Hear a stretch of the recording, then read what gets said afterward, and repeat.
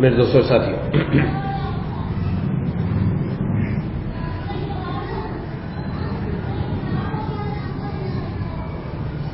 جس طریقے سے ایک دکاندار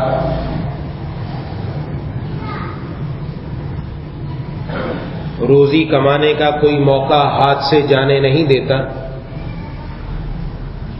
اسی طریقے سے ایک مومن کی شان یہ ہونی چاہیے کہ جب بھی اس کو کوئی نیکی کمانے کا موقع ملے تو وہ اس کو ہاتھ سے نہ جانے۔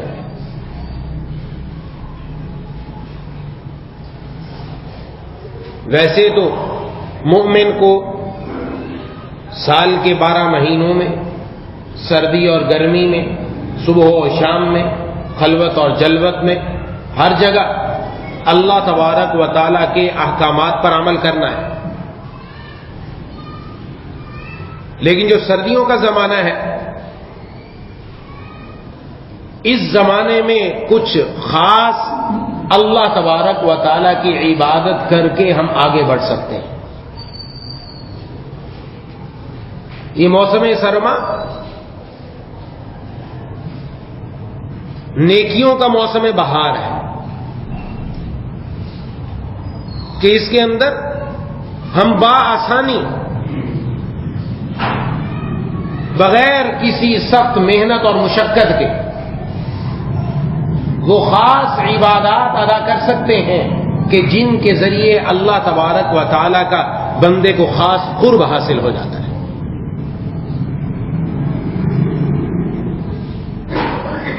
اور مومن کی شان یہی ہے کہ جب اس کے پاس یہ موقع آئے تو وہ اس کو ہاتھ سے نہ جانے دے، اور یہ موقع اللہ تبارک و تعالی مجھے اور آپ کو عطا فرما رہے ہیں کہ اس کے اندر دن مختصر ہوتے ہیں، راتیں طویل ہوتی ہیں۔ اس میں بندہ دن میں بھی اور رات میں بھی خاص عبادت ادا کر سکتا ہے۔ اسی سے متعلق چند باتیں عرض کرنی۔ ایک حدیث شریف میں آپ صلی اللہ علیہ وسلم نے ارشاد فرمایا کہ الغنیمۃ الباردہ الصوم فی الشتاء، ٹھنڈا ٹھنڈا مال غنیمت، غنیمت کہتے ہیں بغیر کسی محنت، زیادہ محنت اور مشقت کے کوئی چیز انسان کو حاصل ہو جائے، تو ٹھنڈا مال غنیمت جو انسان کو بغیر محنت اور مشقت کے مل جاتا ہے، فرمایا سردیوں کے زمانے میں روزہ رکھنا ہے۔ عموماً ہمارے ہاں نفلی نمازوں کا خوب اہتمام ہے، نفلی نمازوں کا اہتمام کرتے ہیں، لیکن نفلی روزے رکھنے کا ہمارے ہاں اہتمام نہیں۔ اور یہ سردیوں کا زمانہ ہمارے لیے بہت اہم ہے کہ بآسانی بندہ دن میں روزہ رکھ سکتا ہے کہ پیاس اور بھوک بھی زیادہ نہیں ستاتی، اور سردی کا زمانہ ہوتا ہے، دن بھی مختصر ہوتا ہے، وقت کم ہوتا ہے، بآسانی بندہ روزے کو مکمل کر سکتا ہے۔ اس لیے مجھے اور آپ کو اس کی کوشش کرنی ہے کہ انشاءاللہ اس موسم سرما میں ہم ان روزوں کا بھی اہتمام کریں گے انشاءاللہ۔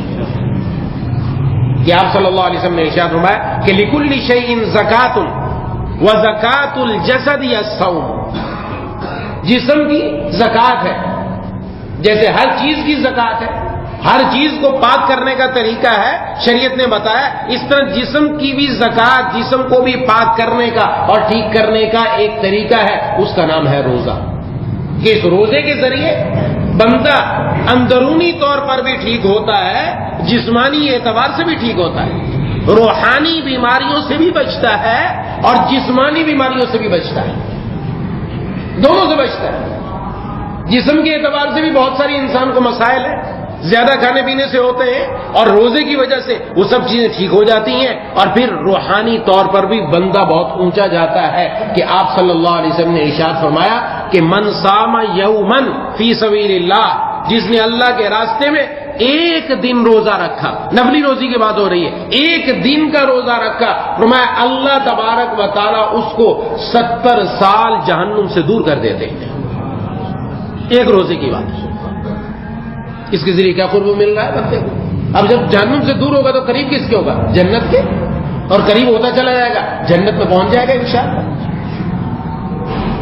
اس لیے اس کا اہتمام آپ صلی اللہ علیہ وسلم کا معمول تھا، ہر مہینے میں 3 روزے رکھتے تھے، معمول تھا آپ کا۔ حضرت عائشہ صدیقہ رضی اللہ تعالیٰ عنہ سے پوچھا گیا تو آپ نے فرمایا جی ہاں، وہ 3 روزے رکھا کرتے تھے۔ پوچھا کن کن دنوں میں رکھتے تھے؟ فرمایا اس کی پرواہ نہیں کرتے تھے، بس 3 روزے رکھتے تھے۔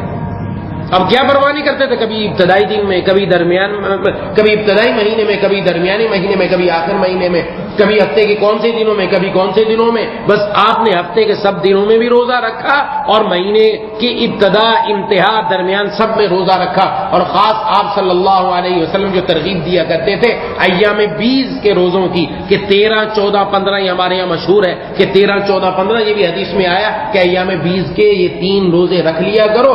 جس بندے نے ہر مہینے میں 3 روزے رکھنے کا اہتمام کیا، گویا اس نے پورا سال روزہ رکھا۔ مہینے میں صرف 3 دن رکھ رہا ہے، 27 دن نہیں روزہ رکھا، پورا سال روزہ رکھا، کیونکہ ایک روزہ ایک نیکی 10 کے برابر، ایک روزہ 10 کے برابر ہوا، 3 روزے 30 کے برابر ہوئے، تو 30 دنوں کے اعتبار سے 30 روزوں کا حساب برابر ہو گیا۔ ہر مہینے میں رکھتا رہے گا، پورے سال روزہ رکھنے کا اس کو ثواب ملا۔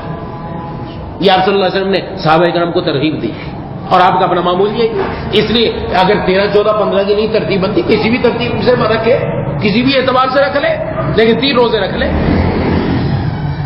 اور ایک حدیث میں ارشاد فرمایا کہ پیر اور جمعرات کو آپ صلی اللہ علیہ وسلم روزے کا اہتمام فرماتے تھے، اور فرمایا کہ ان دنوں میں، ان 2 دنوں میں انسان کے اعمال اللہ تبارک و تعالیٰ کے سامنے پیش کیے جاتے ہیں، اور میں پسند کرتا ہوں کہ جب میرا عمل اللہ کے سامنے پیش ہو تو میں روزے کی حالت میں ہوں۔ اب کون فرما رہا ہے؟ محبوب کبریا خاتم الانبیاء جناب نبی کریم صلی اللہ علیہ وسلم، آپ کا رتبہ کہاں تک؟ تو مجھے اور آپ کو تو زیادہ ضرورت ہے اس لیے جس طرح بن پڑے، جیسے موقع ملے، ہر آدمی کو کوشش کرنی چاہیے کہ ٹھنڈا ٹھنڈا مال غنیمت یہ سردیوں کے زمانے کے اندر یہ روزہ رکھنا ہے، اور بآسانی پورا بھی ہو جاتا، کوئی مسئلہ نہیں ہوتا۔ اور اگر کسی کے ذمہ قضا روزے تو بہت سبحان اللہ، اب تو بہت ہی اچھی بات ہے، بآسانی رکھ سکتا ہے۔ گھروں میں خواتین روزے چھوڑ دیتی ہیں شرعی عذر کی وجہ سے، یہ ان کے لیے بڑا اہم موقع ہے، مردوں کو ساتھ شامل ہونا چاہیے ان کے۔ ایک تو خود نفلی روزہ رکھنے کا ثواب ملے گا، اور ایک دوسرے کے ساتھ نیکی پر اعانت کرنے کا بھی ثواب ملے گا، کہ خواتین کو بھی گھر میں ایک موقع مل جائے گا کہ میں اکیلی نہیں روزہ رکھ رہی، میرا شوہر بھی ساتھ روزہ رکھ رہا ہے، وہ بھی ساتھ رکھ لے گی روزہ۔ اور جس دن چھٹی ہے، جمعے کی چھٹی ہے یا اتوار کی چھٹی ہے، بچے بھی گھر پر ہیں اور والد بھی گھر پر ہے، تو اس دن کے اندر آرام سے اہتمام کیا جا سکتا ہے کہ صبح اٹھ کر روزہ رکھا جائے، اور تھوڑا جو ہے وہ دن میں آرام کیا جا سکتا ہے، کیونکہ آج کوئی زیادہ کام نہیں، دونوں چھٹی پر، بچے بھی چھٹی پر ہیں، شوہر بھی چھٹی پر ہے، تو یہ ترتیب بنا لیجیے۔ تو پہلی بات جو ہے وہ یہ ہے کہ موسم سرما کی ایک اہم نیکی وہ ہے روزہ رکھنا دینا ہے۔ دوسری بات کہ چونکہ اس کی راتیں لمبی ہوتی ہیں، اس لیے نیند بآسانی پوری ہو جاتی ہے، تو رات کے آخری پہر میں اللہ کے سامنے کھڑا ہونا بھی آسان ہے۔ تہجد کے وقت میں اگر روزہ رکھنے کا اہتمام تو تہجد میں بآسانی اٹھ سکتا ہے، وقت بہت آگے کی طرف آ جاتا ہے، بآسانی اٹھ سکتے ہیں۔ 5 بجے بھی اگر آپ اٹھیں گے بآسانی تہجد پڑھ لیں گے، 5 بجے بھی اٹھ کر، جس کے بارے میں آپ صلی اللہ علیہ وسلم نے ارشاد فرمایا افضل الصلاۃ بعد صلاۃ المکتوبۃ، فرض نماز کے بعد سب سے افضل نماز اگر کوئی ہے الصلاۃ فی جوف اللیل، درمیانی رات کے اندر نماز ادا کرنا، یعنی تہجد کی نماز پڑھنا، فرض نماز کے بعد اس کا درجہ ہے۔ اور ایک اور حدیث میں ارشاد فرمایا علیکم بقیام اللیل فانہ دأب الصالحین قبلکم، تم قیام اللیل یعنی تہجد کی نماز کو لازم پکڑو، اس کا اہتمام کرو، اس کو پڑھنے کی کوشش کرو، کہ دل میں آئے کہ بھئی یہ تو پڑھنا بڑا مشکل نظر آ رہا ہے، جیسے میں نے عرض کر دی اب تو سردیوں میں تو آسانی سے پڑھ سکتا ہے، تو آگے بتایا فإنہ دأب الصالحین قبلکم، یہ تم سے پہلے صالحین کی عادت تھی، ایسا نہیں کہ تم ہی کر رہے ہو، جتنے صالحین گزرے وہ سب کے سب ان کا اہتمام کیا کرتے تھے، ان کا اہتمام کیا کرتے تھے۔ خاص طور پر والدین کو اپنی اولاد کے لیے اس کا اہتمام کرنا چاہیے۔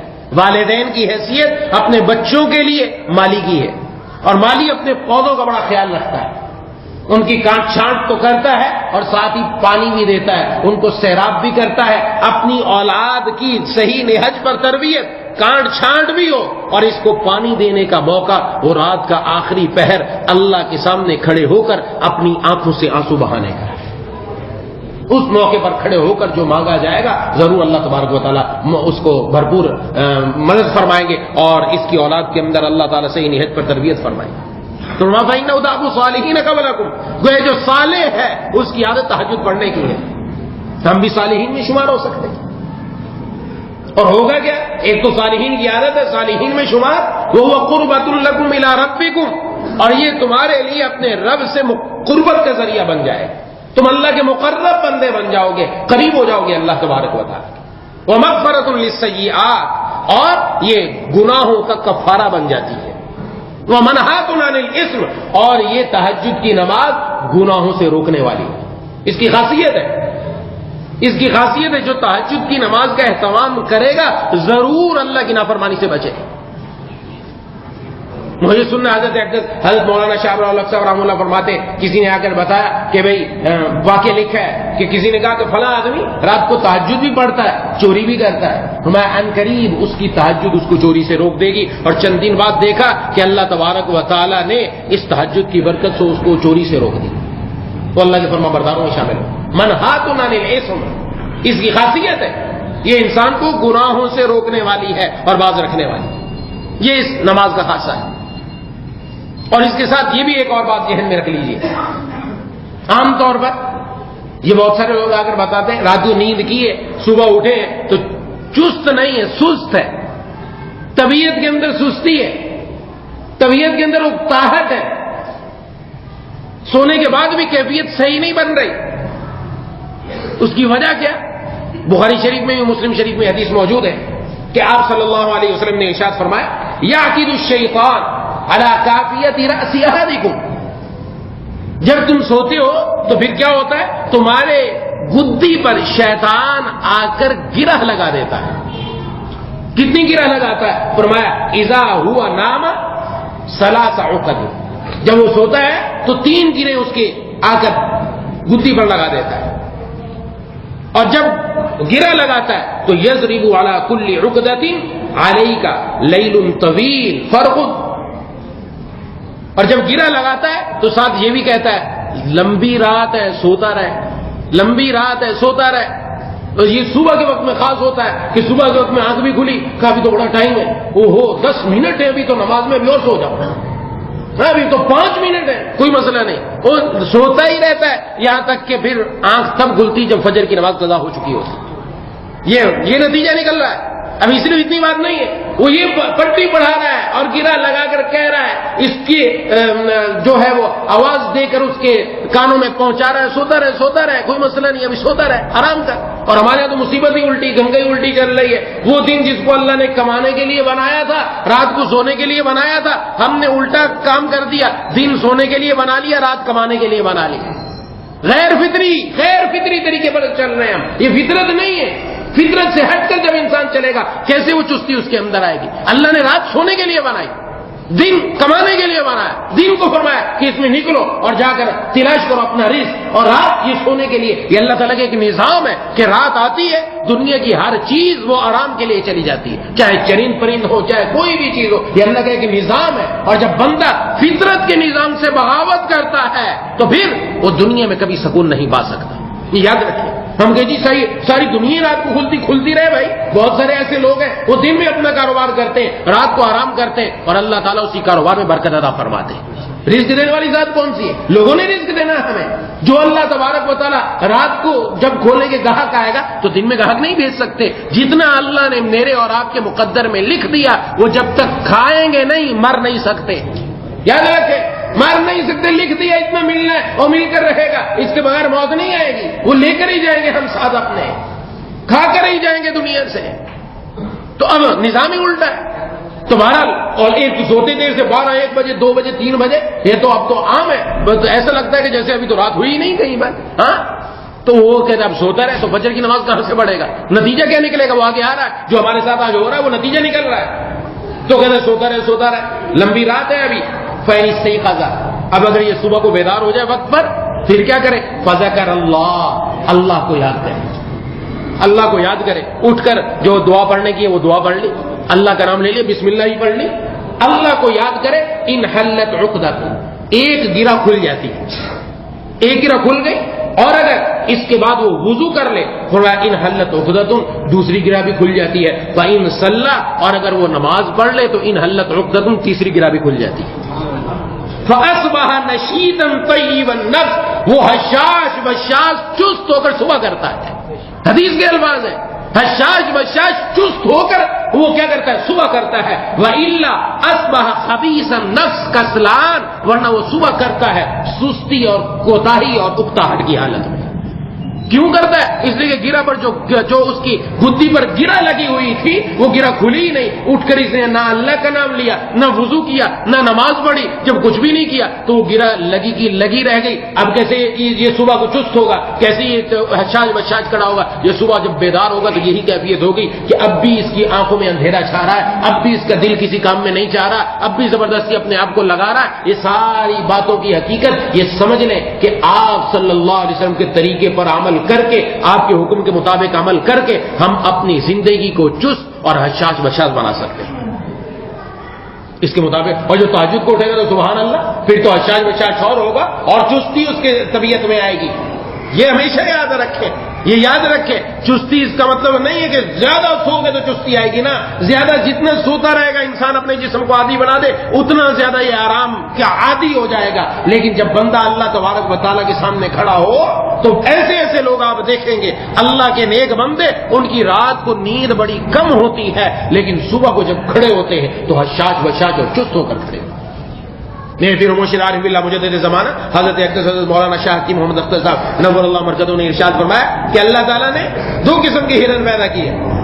ہرن ایک جیسے ہیں دونوں, یہ نہیں کہ دونوں کی شکلیں مختلف ہیں, دونوں ایک جیسے ہیں, لیکن ایک کے ناف میں مشک پیدا ہوتا ہے اور ایک کے ناف میں مشک پیدا نہیں ہوتا.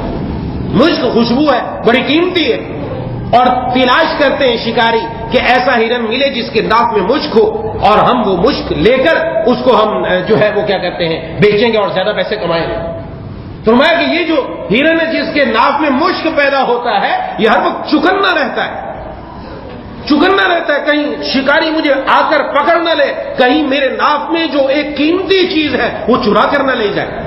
فرمایا اس کی نیند کیسی ہوتی ہے, یہ بھرپور نیند نہیں کرتا جیسے بقیہ جانور کرتے ہیں, بھرپور نیند, سو گیا بس پتہ ہی نہیں کیا ہو رہا ہے اور وہ آ کے چرا کے لے جائے گا. کہ یہ اونگتا ہے اور اللہ اس کی اونگ میں اس کی نیند پوری کر دیتے ہیں. یہ اونگتا ہے, اس کی نیند پوری ہو جاتی. کیوں؟ اس کو پتا ہے کہ میرے پاس ایک قیمتی چیز میرے ناک میں پیدا ہے. میں جو اللہ کا بندہ, جو اللہ تبارک و تعالیٰ کا سچا بندہ اور آپ صلی اللہ علیہ وسلم کا سچا امتی, جس کے دل میں اللہ اور اس کے رسول کی محبت کا موتی ہوتا ہے, وہ بھی یہ تہجد کے وقت میں اور فجر کے وقت میں لمبی تان کر سوتا نہیں رہتا. اگر دیر سے بھی سویا تو بس وہ اونگتا ہے, اللہ اونگ میں ہی اس کی نیند پوری کر دیتے ہیں, کیونکہ اس کو پتا ہے کہ اللہ نے میرے دل میں جو اپنی محبت کا موتی دیا ہے کہیں شیطان کو چرا کر ہی نہ لے, تو اس کی کوشش کرتا ہے. یہ اللہ تبارک و تعالیٰ کا نظام ہے, اس میں کوئی مسئلہ نہیں. ہوتا ہے ایسے بہت سارے لوگ. تو یہ دوسری بات ہے کہ رات کے آخری پہر میں اٹھ کر تہجد کا اہتمام کیا جائے, اور یہ سردیوں میں بآسانی کیا جا سکتا ہے, بآسانی. اور تیسری بات کہ آپ صلی اللہ علیہ وسلم نے ارشاد فرمایا, الا ادلکم علی ما یمحو اللہ بہ الخطایا وَيَرْفَعُ بِهِ الدَّرَجَاتِ, کیا میں تمہیں ایسی بات نہ بتاؤں کہ جس کے ذریعے اللہ تمہارے گناہوں کو معاف کر دے اور تمہارے درجات کو بلند کر دے. اور حضرات صحابہ اکرام رضوان اللہ علیہم اجمعین وہ تو قدم قدم پر چاہتے تھے ایسا موقع ملے, ایسی کوئی بات ہے. ہم تو اس میں ہوتے ہیں کہ سیل ہو, سیل کا لگے, کہیں بکری کا موقع ہو, کس طرح مال بیچا جائے, خریدنے والا چاہتا ہے سیل ہو, میں اس سے مال کماؤں. لیکن ایک مومن کیا ہے, اس کو پتہ چلے کوئی ایسی چیز جس سے گناہ معاف ہوتے ہیں, درجات بلند ہوتے ہیں, پتہ تو چلے وہ کون سی چیز ہے. جی ہاں ضرور بتائیے. آپ صلی اللہ علیہ وسلم نے ارشاد فرمایا کیا, وضو علی المکارہ, وضو کرنا ناپسندیدگی کے باوجود مکمل وضو کرنا, اسباغ الوضوء علی المکارہ, پورا وضو کرنا ناپسندیدگی کے باوجود اللہ اس پر یہ بندے کو درجہ عطا فرما دے. ناپسندیدگی کیا ہے؟ سردی کا زمانہ ہے, صبح کو پانی ٹھنڈا ہے, اب جسم کو لگاتے ہوئے ٹھنڈ لگ رہی ہے, لیکن اب چونکہ سردی کے زمانے میں جسم میں خشکی ہوتی ہے، پوری طرح پانی لگتا نہیں ہے، اچھی طرح لگانا پڑتا ہے تو سردی لگتی ہے زیادہ. اگر گرم پانی بھی ہو تو گرم پانی کے بعد بھی سردی لگے گی، اس کو اہتمام تو کرنا پڑے گا. اب اس بار یہ بات سمجھنی کہ پورا وضو کرو، کہ ہر جگہ جہاں پانی پہنچانا ضروری ہے پہنچاؤ اچھی طریقے سے. ایسا نہ کوئی جگہ خشک رہ جائے، یہاں پہنچاؤ ناگواری کے باوجود. اس پر اللہ تمہارے درجات بلند فرما دیں گے اور تمہارے اللہ تعالیٰ گناہوں کو معاف فرما دیں گے. اور ایک حدیث میں حضرات صحابہ اکرام رضوان اللہ اجمعین نے عرض کیا، اے اللہ کے رسول صلی اللہ علیہ وسلم، آپ نے ہمیں تو دیکھا، ہمیں تو پہچان لیں گے، لیکن آپ ہمارے بعد جو لوگ آنے والے ہیں آپ کی امت میں، آپ ان کو کیسے پہچانیں گے قیامت کے دن؟ آپ صلی اللہ علیہ وسلم نے عجیب جواب ارشاد فرمایا، اور وقت کا نبی ہی بتا سکتا ہے. آپ نے ارشاد فرمایا، کالے گھوڑوں کے اندر کچھ گھوڑے ایسے ہو جن کی پیشانی سفید ہو، جن کے ہاتھ پاؤں سفید ہو، وہ پہچان لیے جائیں گے کہ نہیں پہچانے جائیں گے؟ کہا جی ہاں، کالے گھوڑوں میں ایسے گھوڑے آرام سے پہچان لیے جائیں گے. فرمایا میرے امتی ان کی پیشانی اور ہاتھ پاؤں وضو کی وجہ سے چمک رہے ہوں گے، میں ان کو پہچان لوں. اب جب یہ سامنے ہوگا تو اس کو مشکل ہوگی وضو کرتے ہوئے، اس کو تکلیف ہوگی، صبح صبح اٹھنا پریشانی ہوگی. نہیں، یہ میرے اعضاء چمکیں گے. اور آپ نے فرمایا یہ تمہارے اعضاء چمکیں گے، اور جس کی طاقت ہے وہ اپنی اس چمک کو بڑھا لے. اپنی چمک کو کیسے بڑھا لے؟ پورا مکمل وضو صحیح طریقے سے کرے، صحیح طریقے سے پانی پہنچائے تو اس کی چمک اتنی بڑھے گی اور کل قیامت میں دن چمکتا ہوا نظر آئے. تو ان دنوں میں اس زمانے کے اندر یہ ہمارے لیے بہت آسانی ہے. اس حدیث کو سامنے رکھیں اور پھر وضو کے لیے آئے. ٹھنڈ لگے کوئی مسئلہ نہیں، یہ تھوڑی سی تکلیف ہے، لیکن اس کے بدلے میں جو چیز مل رہی ہے وہ بہت اونچی ہے. یہ تیسری بات ہوئی. اور چوتھی بات، یہ سردیوں کا زمانہ، اس کے اندر اللہ کے راستے میں خرچ کرنے کا موقع زیادہ ہے. بہت سارے لوگ ہمیں ایسے ملیں گے کہ جو سردیوں کی راتوں میں ٹھٹر رہے ہیں. ایسے لوگ ہیں ٹھٹر رہے ہیں، اندرون سین میں دائیں بائیں آپ کو نظر آئے گا. اور ہر سال اموات ہوتی ہیں، چھوٹے بچے بڑے سب. ہم تو آرام سے، اللہ تبارک و تعالیٰ نے مجھے اور آپ کو نعمت عطا فرما رکھی ہے لحاظ کی، گھر کی، اور ہم آرام سے سو رہے ہیں. لیکن کچھ لوگ ایسے ہیں جو ٹھٹر رہے ہیں. اللہ نے مجھے اور آپ کو مال کی جو نعمت دی ہے اس میں سے کچھ نکال کر ان کو بھی دیا جائے، ان کو بھی دیا جائے اور ان کو شامل کیا جائے اپنی اس رات کی ٹھنڈک کو گرمی میں تبدیل کرتے ہوئے، کہ ان کو بھی کچھ ایسا میسر آ جائے کہ یہ بھی رات کو نہ ٹھٹرے. اللہ کی مخلوق کا جو خیال رکھنے والا ہے، حدیث میں فرمایا اللہ فی عون العبد ما کان العبد فی عون اخی. جب تک بندہ اپنے بھائی کی مدد میں، بھائی سے مراد یہاں اسلامی بھائی ہے، یہ نہیں کہ حقیقی بھائی خون والا بھائی نہیں جس سے رشتہ اسلام کا ہے، مدد میں لگا رہتا ہے، اللہ اس کی مدد میں لگے رہتے ہیں.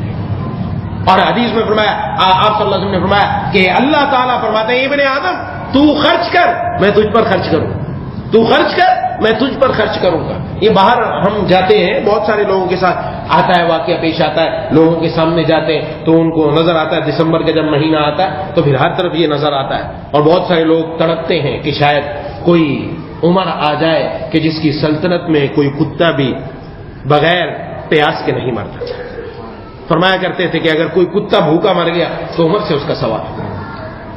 میں آنکھیں جو ذرا کھولوں، آج کل جو حالات ہیں دائیں بائیں آپ دیکھیں گے، میں آنکھیں جو ذرا کھولوں کلیجہ منہ کو آتا ہے. سڑک پر سرد راتوں میں پڑے ہیں برف سے بچے، دسمبر لوٹ آیا ہے، عمر اب بھی نہیں آیا. اپنی بیٹی کی تھام کر انگلی چیز لینے میں گھر سے نکلا تھا، اپنی بیٹی کی تھام کر انگلی چیز لینے میں گھر سے نکلا تھا. ایک بچی نے راستہ روکا، وہ بچی تھی 5 سالوں کی، کوئی سرخی تھی اس کی گالوں کی، کوئی سرخی تھی اس کی گالوں کی، کالا چہرہ تو بال بکھرے تھے، سوکھی سوکھی کلائی پر اس نے ایک چوڑی کہیں سے پہنی تھی، جانے کیسے پھنسا کے پہنی تھی، پاؤں ننگے، قمیض میلی تھی. اس نے کھولا ادا سے مٹھی کو، ننھی منی سے اس ہتھیلی کو. میں نے دیکھا بڑی حقارت سے، میں نے دیکھا بڑی حقارت سے. ننھے ہونٹوں کی تھر تھراہٹ پر ایک مشینی صدا کے جھٹکے تھے. 10 روپے کا سوال ہے بابا. یہ باہر جائیں گے تو یہ نظر آئے گا یہ منظر، 10 روپے کا سوال ہے بابا. اور میں نے اس سے پوچھا بھائی تو کیوں ایسا کہہ رہی ہے؟ وہ اس نے جواب دیا، روز قبروں پہ دستکیں دے کر میرے جیسے 1000 بچے، روز قبروں پہ دستکیں دے کر میرے جیسے 1000 بچے اپنا بابا تلاش کرتے ہیں، اپنا بابا تلاش کرتے ہیں. اپنے بابا عمر کو ہم نے صدیوں پہلے کہیں کھویا تھا، ایسے بابا کے جن کے سائے میں میری جیسی کسی بھی بچی کا کوئی نہیں مری گھٹ کر. یہ صدا تو فقط ایک بہانہ ہے, ہم کو بابا کے پاس جانا ہے. 10 روپے کو تو سنبھال بابا, ہم کو بابا کے پاس جانا ہے. یہ ہمارے سامنے یہ موقع ہے اللہ تبارک و تعالیٰ کے راستے میں خرچ کرنے کی.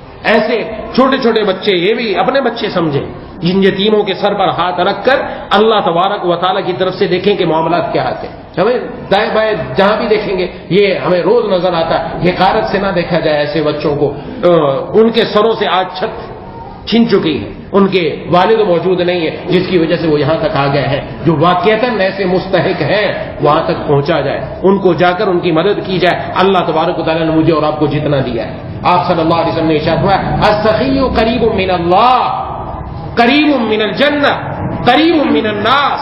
جو سخی ہے, جو اللہ کے راستے میں خرچ کرنے والا ہے, یہ اللہ کے بھی قریب ہے, لوگوں کے بھی قریب ہے, جنت کے بھی قریب ہے. بعید من النار, یہ دوزخ سے دور ہے. والبخیل بعید من اللہ بعید من الناس بعید من الجنہ. اور جو بخیل ہے, جہاں خرچ کرنے کا موقع آتا ہے خرچ کر سکتا ہے, اللہ نے اس کو دیا ہے, نہیں خرچ کرتا, ہمارا یہ بخیل یہ اللہ سے بھی دور, لوگوں سے بھی دور اور جنت سے بھی دور ہے. قریب من النار, جہنم کے قریب ہے یہ بس. اس لیے یہ زمانہ سردی کا یہ ہمیں پھر متوجہ کر رہا ہے کہ ہم اللہ تبارک و تعالیٰ نے جو ایک ہمیں مال کی نعمت سے نوازا, اس میں سے کچھ اس کے راستے میں دے کر کچھ ایسے بچوں کچھ ایسے لوگوں کو ہم ان کے انتظام ایسا کر دیں کہ ان کی دعائیں نکلیں, اور وہ دعائیں ضرور میرے اور آپ کے حق میں قبول ہوں گی, ضرور قبول ہوں. اس لیے 4 باتیں عرض کی کہ موسم سرما یہ نیکیوں کا موسم بہار ہے. نمبر 1 نفل روزے کا اہتمام, نمبر 2 تہجد کی نماز کا اہتمام, نمبر 3 وضو کا مکمل اہتمام, پورا وضو کرنا, اور نمبر 4 اللہ کے راستے میں خرچ کرنا. یہ اللہ تبارک و تعالیٰ مجھے اور آپ کو ان 4 باتوں پر عمل کرنے کی توفیق نصیب فرمائے. وآخر دعوانا الحمدللہ رب العالمین. الحمد لله رب العالمين الرحمن الرحيم مالك يوم الدين إياك نعبد وإياك نستعين اهدنا الصراط المستقيم صراط الذين أنعمت عليهم غير المغضوب عليهم ولا الضالين. اللهم صل على سيدنا ومولانا محمد وعلى آل سيدنا ومولانا محمد ربنا اغفر لنا ذنوبنا وكفر عنا سيئاتنا وتوفنا مع الأبرار. ربنا لا تزغ قلوبنا بعد إذ هديتنا وهب لنا من لدنك رحمة إنك أنت الوهاب. اللهم إنا نسألك رضاك والجنة, اللهم إنا نعوذ بك من سخطك والنار. اللهم ارحمنا بترك المعاصي ولا تشغلنا بمعصيتك. اللهم الطف بنا في تيسير كل عسير فإن تيسير كل عسير عليك يسير, ونسألك اليسر والمعافاة في الدنيا والآخرة.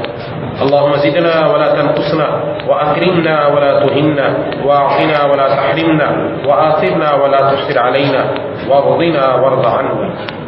اللهم لا تجعل الدنيا أكبر همنا ولا مبلغ علمنا ولا غاية رغبتنا, ولا تسلط علينا من لا يرحمنا. یا الہ العالمین یا رب الراحمین, یا اللہ ہم سب کی اپنی بارگاہ میں اس حاضری کو قبول و مقبول فرما دیجیے. یا اللہ روزانہ 5 وقت اسی طرح اپنے در پر حاضر ہونے کی توفیق عطا فرما دیجیے, خصوصاً نماز فجر میں گرم بستروں کو چھوڑ کر نرم بستروں کو چھوڑ کر یا اللہ نماز فجر باجماعت مسجد میں ادا کرنے کی توفیق عطا فرما دیجیے. اے الہ العالمین ہم میں سے کسی کو بھی محروم نہ فرمائیے. موسم سرما جو نیکیوں کا موسم بہار ہے, یا اللہ اس میں خوب سے خوب آگے بڑھنے کی توفیق نصیب فرما دیجیے. ہم میں سے جو بیمار ہیں, گھروں میں جو بیمار ہیں, دوستوں احباب میں جو بیمار ہیں, جنہوں نے بیماروں کے لیے دعا کے لیے کہا ہے, یہ کہنا چاہتے تھے نہیں کہہ سکے, یا امید رکھتے ہیں یا پیغام پہنچایا نہ پہنچ سکا, سب کو شفائے کاملہ عاجلہ مستمر عطا فرما دیجیے. ایک ساتھی ان کے لیے ہسپتال میں داخل ہیں, یا الہ العالمین ان کو شفائے کاملہ عاجلہ مستمر عطا فرما. جو مقروض ہیں ان کو قرضوں سے رہائی نصیب فرما. جو بے روزگار ہیں ان کو حلال برکت والا روزگار عطا فرما.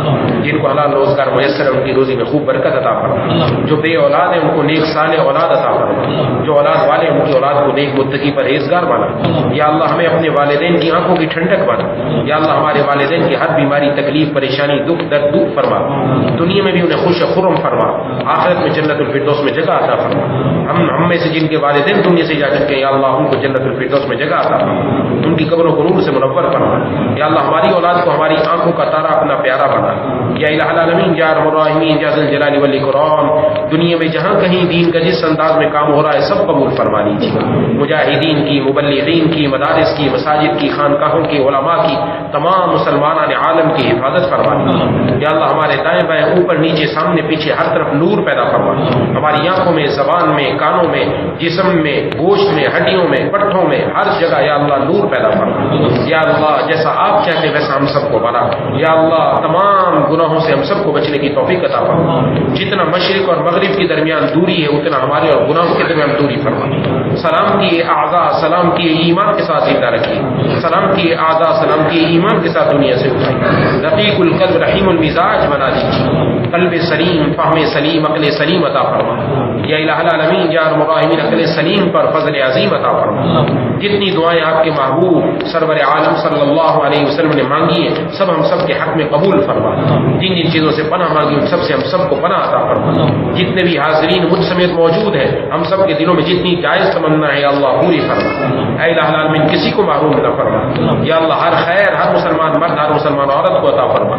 ہر شر سے ہر مسلمان مرد ہر مسلمان عورت کی حفاظت فرما. ربنا تقبل منا انك انت السميع العليم وتب علينا انك انت التواب الرحيم. صلی اللہ تعالی علیہ محمد وعلی آلہ.